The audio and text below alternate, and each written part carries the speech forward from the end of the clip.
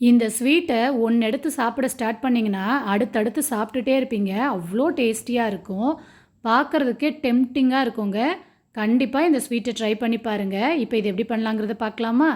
அதுக்கு ஒரு 2 சின்ன சைஸில் ஆப்பிள் எடுத்திருக்கேன். பெரிய சைஸாக இருந்தால் ஒன்று எடுத்து பொடியாக சாப் பண்ணி வச்சுக்கோங்க. இப்போ ஒரு பேனில் 1 டீஸ்பூன் நெய் சேர்த்துட்டு ஆப்பிளை ஒரு 7 நிமிஷம் நல்லா ஃப்ரை பண்ணிக்கோங்க.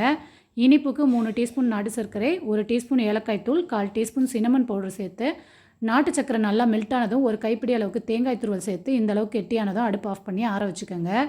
ஒரு பவுலில் ஒரு முட்டையை உடச்சி சேர்த்து நல்லா பீட் பண்ணிக்கோங்க. முட்டை வேண்டான்னா ஸ்கிப் பண்ணிடலாம். 1 கப் அளவுக்கு இட்லி மாவு சேர்த்து நல்லா மிக்ஸ் பண்ணிடுங்க. இட்லி மாவு கெட்டியாக இருக்கணும். தண்ணியாக இருந்துச்சுன்னா கோதுமை மாவு சேர்த்து கன்சிஸ்டன்சி அட்ஜஸ்ட் பண்ணிக்கோங்க. இப்போ பணியாரக்கல்லில் மாவு ஊற்றிட்டு அதுக்கு மேலே ஸ்டஃபிங் வச்சு அதுக்கு மேலேயே மாவு சேர்த்து மூடி போட்டு சுட்டு எடுத்திங்கன்னா டேஸ்டியான ஸ்வீட் ரெடிங்க. கண்டிப்பாக ட்ரை பண்ணி பாருங்கள். டிஃப்ரெண்ட்டாக இருக்கும். பாய்.